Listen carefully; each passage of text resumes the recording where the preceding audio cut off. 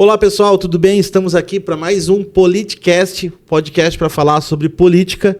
E hoje eu estou recebendo aqui para conversar comigo a Lu Bento. Tudo bem, Lu? Tudo bem. Tudo certo? E como de costume, né? A primeira pergunta quase sempre é essa, né? Me conta um pouquinho aí da tua vida, da tua história. Quem é a Lu? Bom, a Lu Bento, ela vem de uma família de 6 irmãos, da mãe Terezinha, que criou 6 irmãos sozinhos. Ela ficou viúva com 36 anos. Meu pai, o nome dele é Antônio, faleceu com 36 anos também. E depois desse momento, ela nos educou, né? Nos criou sozinha, como eu tinha falado, que ela ficou viúva, claro. Mas eu me tornei uma outra Lu Bento, porque o fato da gente viver junto em família, mais grudado, mais unidos, faz com que a gente crie uma personalidade totalmente diferente, né?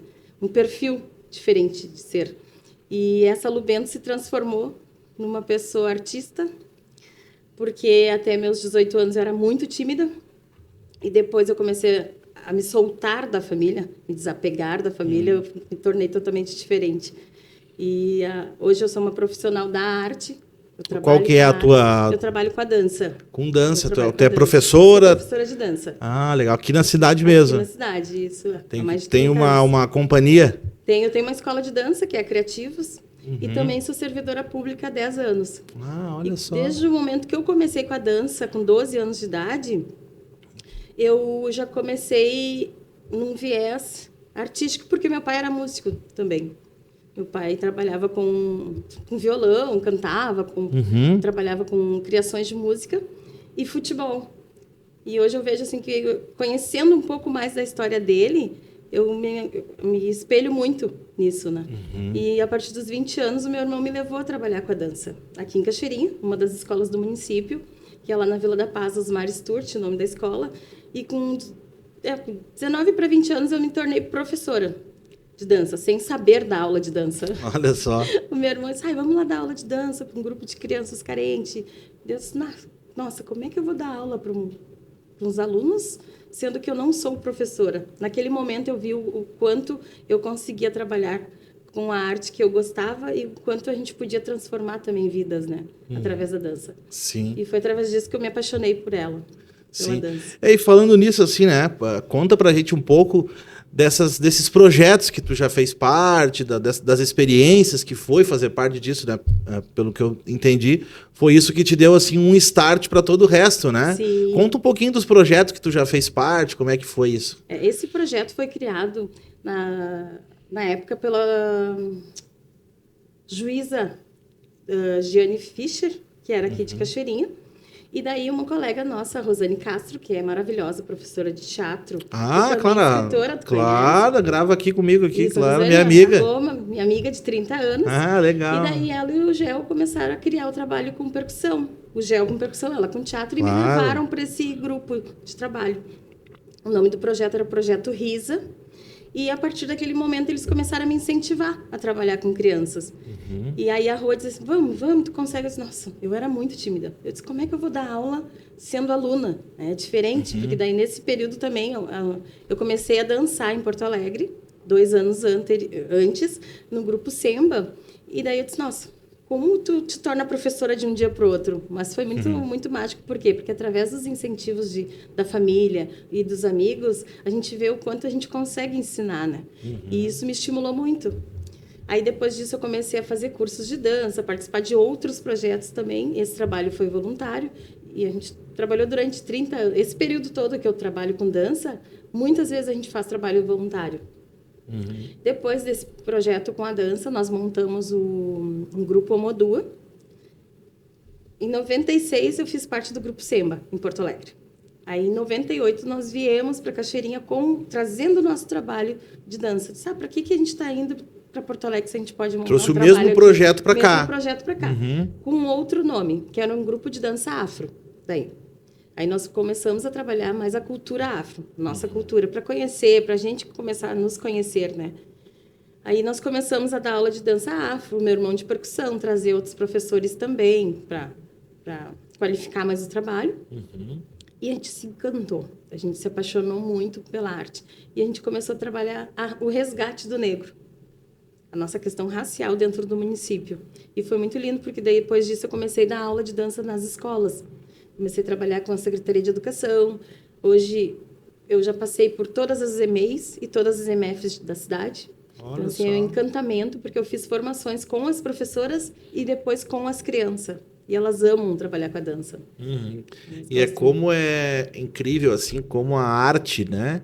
A dança, a música, elas têm essa capacidade, assim, né? De ressocializar alguém, de não deixar com que as pessoas vão para um caminho que seja perigoso, né? Como a arte, assim, tem esse poder, assim, né? Isso é muito legal, né? Sei. Eu acredito muito na cultura, porque tanto a cultura quanto a educação, ela transforma. Sim. Eu acho que as duas conseguem mudar muito a nossa vida. E eu tenho alunas minhas hoje de 30 anos, de 25, que me dizem assim, ó, graças à dança, graças à música, eu não fui para drogadição, eu não me prostituí. Então, isso para nós, enquanto educadores, é muito rico, é muito importante. Sim. Muito lindo. E falando agora um pouco, né, nosso podcast sobre política, né? Tu é pré-candidata a vereadora em Cachoeirinha. E quem te influenciou a pensar política, a ir para o caminho da política?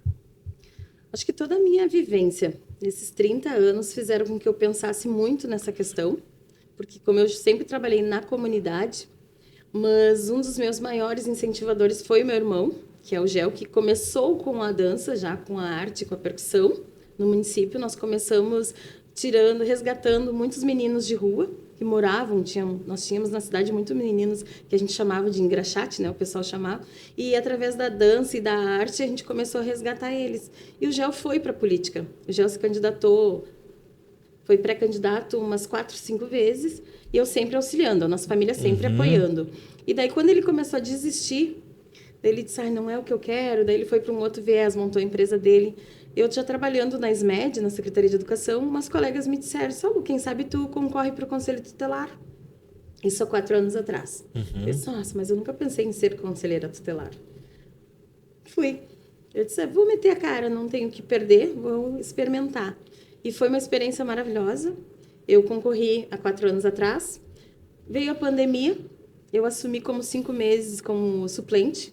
Tive uma experiência maravilhosa como conselheira tutelar, porque nada como tu dizer assim, eu estou aqui dentro para te conhecer, Sim. né? Porque muitas vezes a gente tem medo de assumir alguma coisa, ou dizer, eu entendo o que tu passou antes. Não, tu tem que estar ali dentro, tu tem que ter essa experiência. E eu vi que não era para mim. Por quê? Porque o conselho tutelar é uma profissão linda, maravilhosa, só que quando tu entra dentro da casa das pessoas, é tudo muito diferente, é muito triste. E como eu sempre trabalhei com a arte, com a dança, eu disse, não é o que eu quero para mim. Assim, eram momentos tristes, eu chegava em casa quase com depressão. Eu disse, foram 5 meses que eu vi que não era uma profissão que eu gostaria de estar. Aí foi passando o tempo, no mesmo ano tinha eleição também para vereadora. Eu disse, eu vou experimentar. Aí fui, concorri, fiz 423 votos, sem experiência nenhuma, isso há 4 anos atrás. Isso na última eleição. Na última que teve, Tá. Em plena pandemia, com chuva. E daí eu comecei a ver, eu estou indo para um caminho certo, até porque eu sou servidora, não tenho nada a perder, disse, vou experimentar. Foi muito bacana, porque fui incentivada pela minha família e também incentivada por amigos. Então essa é a segunda vez que tu é pré-candidata. Isso vai ser a segunda vez. E o que te incentivou, então, a se tornar uma pré-candidata foi esse incentivo das pessoas e tu começar a entender... Sim, um pouco mais de política também, porque eu nunca gostei da política. E daí as pessoas me diziam assim, como assim tu não gosta da política se tu vive a política, tu fala a política, tu convive com isso diariamente? Isso para mim foi muito resistente. Sim. Como eu vou Eu acho que essa fala de não gosto de política era muito comum, né, no brasileiro, sim, né? Eu acho que ela sim. começou a se perder uns anos atrás porque o brasileiro começou a entender a importância, né, Exato. da política e todo mundo, no fim, se tu não quer saber disso, alguém quer, né? Exatamente. E são esses que governam e que mandam e que decidem pela gente, né? Exatamente. Então essa importância, né, de estar lá, quem realmente então pensar isso, né? Foi nesse viés que eu comecei a pensar, a mudar meu pensamento de enfrentar. E as pessoas até hoje me perguntam, tem certeza que tu quer? Tu diz que não é política, mas tu é política. Claro. Então, ao mesmo tempo, a gente fica com medo, com receio, mas se eu não enfrentar isso, eu não vou saber também, né? E, na tua opinião, assim, qual que é a importância da mulher negra dentro da política? Bom, em Cachoeirinha a gente tem um histórico, porque nós temos, a cidade hoje tem 58 anos, nós nunca tivemos nenhuma vereadora negra.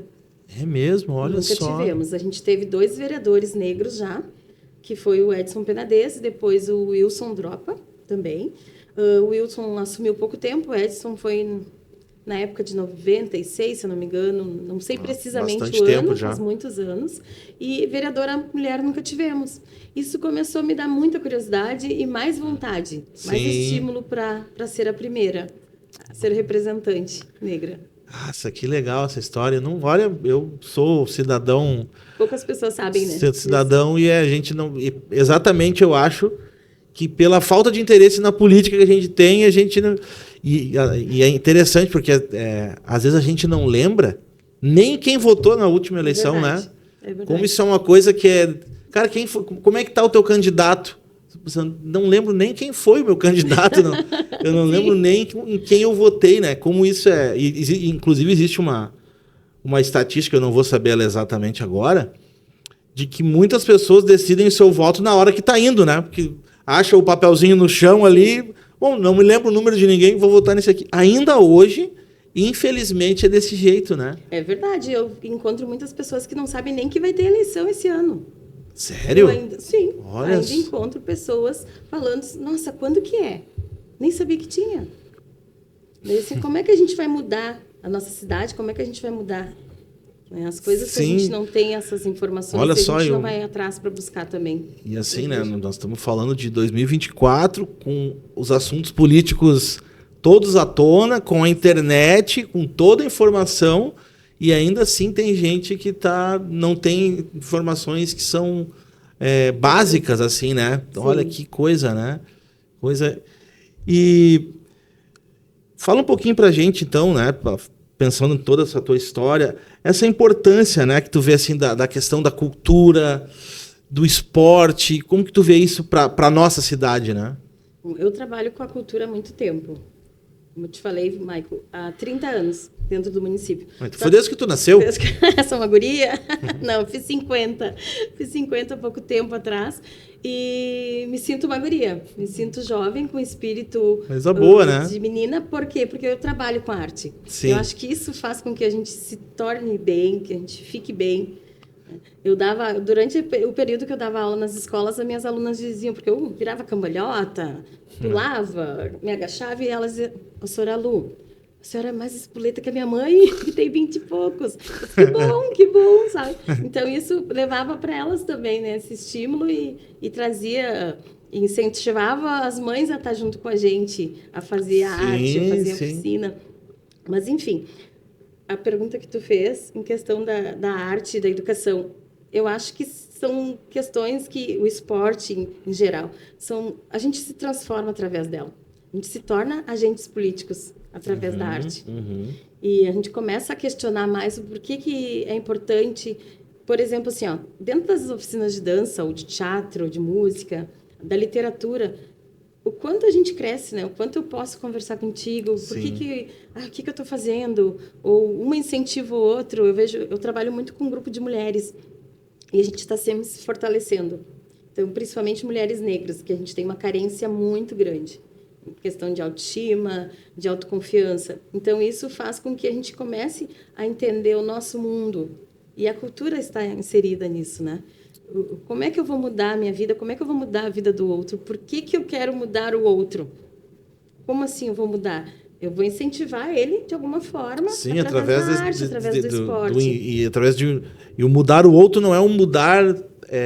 obrigando o outro a ser diferente, né? Mas é através da cultura, da arte, do esporte, mudar a mentalidade das pessoas, né? Exato, ajudar as pessoas a enxergar. E eu acho isso muito interessante na questão da cultura, da música, do esporte, tudo isso, né? Mas pensando na cultura, né? qualquer outro trabalhador de qualquer outra profissão, o sonho dele é se aposentar e nunca mais fazer aquilo, né? Sim. Eu quero encerrar minha carreira. Eu sei porque o meu pai é assim, né? Meu pai se aposentou, se tu falar de trabalho para ele se ofende, né? E o artista é diferente, assim, eu sou músico também, né? Eu não imagino que um dia eu vou parar de tocar, assim. Não, eu vou parar. Esses dias Nosso medo é parar. esses dias eu tava falando com um amigo, a gente tava num aniversário, e o pai dele é baterista. Ele falou, cara, meu pai tem 79 anos e toca bateria nos bailes. Eu falei, mas tá mais animado que tu, cara. Teu pai, tu tem preguiça de tocar? Que lindo. Como isso? Ele falou, olha, se tirar a música do homem, o homem adoece. É verdade. E como a música tem essa... A música, a cultura, a dança, a arte, né? No geral, não existe o artista, ele não quer parar de fazer, né? Não quer parar nunca. Não quer parar, ele quer continuar. Como isso como o valor, como o direcionamento da política em si tem que pensar, né? Tem que olhar para essas coisas com mais intensidade, com mais carinho, com mais força. E como é importante ter representantes que pensam cultura para a cidade, né? Sim. Sabe que eu vejo que, infelizmente, a nossa cidade, o Brasil, o mundo todo, mas eu trago isso para nossa cidade assim porque falta isso. Falta mais incentivo, falta mais apoio da questão cultural para os artistas locais. E essa questão do esporte também, o quanto a gente vê essas meninas e meninos hoje indo para o futebol, eles não estão na rua. Enquanto eles estão fazendo uma atividade na dança, que a gente chama de turno inverso, né? Uhum. A escola, o quanto isso modifica a vida das crianças. Esses dias uma amiga minha me perguntou, tu não sabe onde tem curso, tal lugar assim gratuito? Nós tínhamos. A gente tem na Casa de Cultura, que casualmente agora foi afetada, está fechada. Bem na beira do rio, enchente, né? exato. Uhum. Mas o momento que começou as aulas, agora em abril, lotou as oficinas, porque Olha o pessoal só. começou a buscar. Tinha aula de teatro, tinha aula de dança, nós tínhamos aula de violino, de violão, de canto. Que legal. E assim, o público em geral. Não era só crianças, era crianças, adolescentes e adultos. Então, tu começa a ver assim, quantas pessoas estão carentes da cultura, quanto a gente precisa disso. Sim. E elas mesmas dizem, ai, como é importante eu estar aqui. Como a música me faz bem, como a dança me faz bem. Elas saíam dançando pelas escadas. Então, assim, era muito legal. E nem é questão de dançar bem ou dançar mal, é estar participando, né? Sim. Esses dias eu estava conversando, eu estava na casa do meu irmão, e aí eu tenho um sobrinho de 10 anos, né? Eu estava dizendo, cara, eu moro no bairro aqui em Cachoeirinha, não moro perto do centro, moro num bairro. E falei, cara, quando eu tinha a tua idade, nós tínhamos um campinho para jogar bola, e aí ele falou assim, olha, se eu tivesse um campinho para jogar bola, eu nem ficava no celular, eu queria jogar bola. Mas não tem, os campinhos tudo viraram farmácia, né? Não tem mais campinho para jogar bola. É diferente, tem pouco disso que nós conseguimos ter na infância, de ter assim. Eu falei, cara, nós passava a tarde jogando futebol. Uma vez eu até lembro, esse jogo foi icônico. O jogo deu 54-42, porque o jogo durou mais de 4 horas, né? E como ter isso... para as crianças, né? Porque para mim, por exemplo, me traz tão boas memórias, né? E essa geração, se não tiver isso, que memória ele vai ter daqui 20, 30 anos, né? É verdade, até porque assim, um campinho de futebol, tu te suja, as mães levavam lanche, tudo era diferente, né? As mães iam para a beira do campo para assistir, tomar um chimarrão, para comer um bolo, tudo isso acabou, infelizmente. Essa geração dos 30 anos para cá, não vão curtir nem um terço. Bem menos, assim. Claro, tem lugares ainda, óbvio. Não estou dizendo que não exista, mas bem menos, né? Mas bem menos, né? E, claro, até a cultura das famílias, quem sabe, tenha mudado um pouco, que isso era muito mais comum, né? Sim. E como isso fez bem para mim, para quantas pessoas, né? E como isso pode ser, de alguma forma, resgatado, né? Não sei. Então, assim, ter pessoas que pensem isso, né? E também eu acho que existe um pensamento, não sei se tu vai concordar comigo, ou o que tu acha, né? Existe um pensamento coletivo, às vezes, ou comum, de que essas coisas são bobagem. Tem tanta coisa importante e vocês estão aí pensando em campinho de futebol. Tem tanta coisa para resolver, vocês estão pensando, né? Como já ouvi, por exemplo, assim, cidade promover um show, promover um entretenimento. Tem tanta coisa para resolver, vocês querem promover. Mas entretenimento é bom para a cabeça das pessoas, né? Com certeza. Tu ir a um show, tu ir a um teatro, tu participar de alguma coisa, não é tocar dinheiro fora, não é gasto, qualidade de vida. Então, ou seja, nós somos de uma cidade, mas não tem muita coisa. Beleza. Aí quando tem alguma coisa que tu pode ir lá, levar tua família, te divertir, estão gastando dinheiro à toa. Não é dinheiro à toa. Verdade. Isso promove saúde, promove bem-estar para todo mundo, né? Sim, renda, geração de renda, várias empresas estão ali na volta também, produzindo alimentos ou roupas para vender, tem N coisas, né? O pessoal que vende ali, né? Os comerciantes da região, os ambulantes, tudo isso vai acabar movimentando movimenta, enfim, gira tudo, né? Não é só o entretenimento pelo entretenimento, né? Isso movimenta a cidade, isso incentiva que pessoas de outras cidades venham até a cidade aqui, e eu acho que a nossa cidade em especial precisa dessa movimentação, né? Ela precisa bastante, né?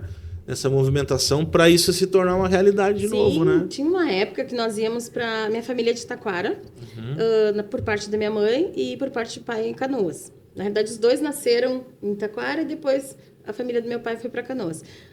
Tanto as duas famílias faziam muito... Tinha esse campeonato de futebol. E nós íamos muito para Taquara. Daí tinha uma época que tinha concurso. Por exemplo, assim, cada time de futebol tinha que levar uma menina para representar.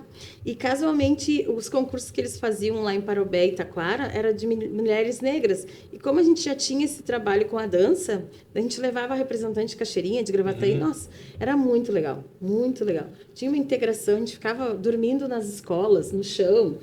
Tu levava só um lençol, já dava certo. Então, era muito legal. Eu gravo muito aqui o pessoal do futebol da cidade, né? E eu acho que os times, eu pensando agora, tem mais representatividade nos veteranos do que ainda as escolinhas estamos vendo também parar, mas os veteranos não param. Não. Porque o pessoal que teve o esporte como uma cultura da sua vida, né? Sim, aquilo ali, hábito, né? De dar continuidade, a vida toda fez. E aí o pessoal ainda diz assim, cara, pode não ter futebol no sábado, mas nós nos reunimos pelo menos para almoçar junto. Que legal. Então, como inclusive isso, né? A longevidade dos relacionamentos está muito atrelado aos grupos que a gente vai pertencendo, né? Sim. E hoje em dia as gerações se acostumaram muito às amizades virtuais e essa proximidade que é possível ter se é esquecida, né? É verdade, tem toda a razão. Eu vejo que esses jovens eles não têm mais hábito. Não tem incentivo, talvez, também. Claro. A questão da família, às vezes, assim... é mais fácil ele estar ali no celular do que estar incomodando. Mais seguro, né? Mais seguro, porque também a gente sabe que na rua tá perigoso. Claro. Só que, assim, eles também têm que conhecer esse outro lado da rua. Eles têm que conhecer esse mundo que a gente conheceu. Claro que era diferente? Era. Mas eles têm que estar ali. Eles têm que estar preparados para o que acontecer. E isso eles não têm esse conhecimento. Não sei se eu tenho uma ideia... Porque, às vezes, eu sei que o mundo é diferente. Né? Hoje eu tenho um filho pequenininho. Sim. Eu não sei se ele vai estar adolescente daqui uns 10 anos ainda. Não sei se eu vou deixar ele e o mundo vai estar... Mas eu acho que nós temos mais a sensação de que está perigoso do que realmente está perigoso. Pode ser. Porque... Também. Não sei. Porque, assim... Eu não sei as estatísticas agora, mas eu não ouço falar assim... Olha só, está um roubo de crianças por aí, assim. Me parece que é mais uma sensação de que nós não estamos seguros do que realmente nós não estamos. Sim. Não sei se tu entendeu a minha... Entendi. É que tinha uma época, né, que estava muito perigoso. Pode ser que esteja eu esteja um pouco alheio à situação, assim, não sei. Mas eu acho que isso tu me fez pensar. Porque, na verdade, eu não tinha parado para pensar isso. Porque nós não tínhamos tanta mídia que nem agora. Claro. E daí, assim, se tu fala um ai negativo, aumenta tudo. Então, talvez não seja tão perigoso. Eu vou dar um exemplo, que um amigo meu, a minha esposa é de Balneário Camboriú, tá? E um amigo meu foi morar lá, e um outro amigo foi visitá-lo, né? E aí ele disse assim, cara, a segurança que tem em Santa Catarina é muito diferente. A gente estava pescando às 3:30 da manhã, cara, se sentindo seguro. Eu falei, tá, peraí, vamos... Quantas vezes tu já foi assaltado em Cachoeirinha ou roubaram a tua casa? Nunca fui, 0, ele falou. Tá, então... E assim, tu tava pescando às 3 da manhã. Quem vai assaltar um pescador às 3 da manhã? Ninguém, né? Tu concorda? Ou seja, tu nunca sofreu uma violência em Cachoeirinha. Tu tem uma sensação de que é violento, mas nem tu nem ninguém sofreu, né? Agora, lá por algum motivo, que é praia e tal, tu se sentiu seguro. Eu falei, a minha esposa tem parente lá e a casa deles já foi roubada lá. Às vezes eu acho que é mais uma sensação que a gente tem do que realmente é. Sim, né? sim. Não que eu esteja dizendo que não. Nossa, pode sair na rua a hora que for, que não dá nada. Ou boatos também, né? É. Pessoas, eu acho que pode acontecer. É. Aí fica no achismo e não acontece. Então tem tudo isso aí. Lu, que prazer conversar contigo. Muito bom, foi muito legal. E eu queria que tu deixasse uma mensagem final, olhando para essa câmera aqui, falasse aí para os nossos telespectadores. Eu sou a Lu Bento, para quem não me conhece, sou pré-candidata a vereadora, mas antes de entrar para a questão política, eu venho trazer a importância da cultura e da educação que fizeram que a minha vida se transformasse também. Eu trabalhei durante 7 anos com professoras dentro da Secretaria de Educação, dentro de um projeto maravilhoso, que era o Projeto MAI, Música, Ação e Inclusão, e lá eu aprendi o valor da educação e o valor da cultura, muito mais. Muitas vezes eu achava que só a prática me ajudaria a dar aula, mas lá dentro eu aprendi com as minhas colegas, com as minhas amigas, que não, que teria que ter a prática e a parte teórica também. Então eu venho agradecer por todo esse tempo, por todo o aprendizado que eu tive. E eu me apaixonei pela cultura e pela educação. Então, são 2 áreas que eu prezo muito e acho que transformam vidas. Porque o momento que tu tá dançando, que tu tá cuidando da tua vida, faz com que a gente não adoeça. E eu acho que isso que é mais importante. A música nos deixa bem, né? A música transforma também. Então, procure a Criativos, que é a escola de dança, aqui em Cachoeirinha, que eu sou proprietária. Pode vir conversar comigo. A gente trabalha muito essa questão da autoestima, da autoconfiança, que eu acho que é o que a gente precisa hoje em dia. Tem que ter qualidade de vida. E eu vejo que tem muitas pessoas aqui na nossa cidade com depressão. Depois da pandemia teve ansiedade, depois da enchente também, porque todo mundo, né, passou por isso. Eu passei, muitos amigos nossos passaram junto. E eu vejo que a dança me ajudou muito, me qualificou mais. Eu não vou trabalhar só nessa área, porque eu acho que a gente precisa, enquanto vereador, trabalhar em todas as áreas, mas são 2 viés que eu acho que é muito importante para nós. Um beijo para todo mundo. Pessoal, muito obrigado para quem nos acompanhou. Não se esqueça aí de nos seguir, se inscrever no canal, ativar o sininho para ficar por dentro aí do nosso conteúdo. E até uma próxima. Deus abençoe a todos. Tchau, tchau.